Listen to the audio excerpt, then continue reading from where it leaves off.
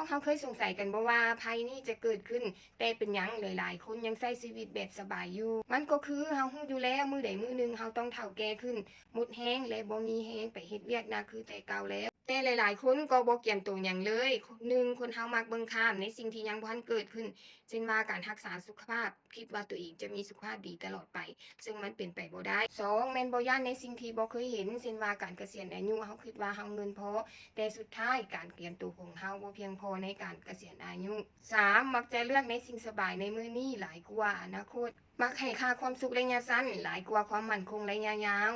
4มักเบิ่งโลกในแง่ดีเกินไปเวลาเกิดปัญหาจะไปพึ่งพาแต่คนอื่นมนุษย์เฮามักเบิ่งข้ามความเสี่ยงแต่ปัญหาเกิดขึ้นผ่านรับมือบ่ทันที่จริงคนที่ได้เปรียบในการใช้ชีวิตบ่แม่นคนที่เก่งที่สุดแต่แม่นคนที่เตรียมตัวไว้ก่อนบ่ต้องท่าให้พร้อมเฮาต้องเริ่มจากสิ่งเล็กน้อยสาก่อนเพราะสุดท้ายแล้วการที่จะมีชีวิตดีบ่ได้มาจากโชคแต่มาจากสิ่งที่เฮาเริ่มเฮ็ดแต่ละมื้อ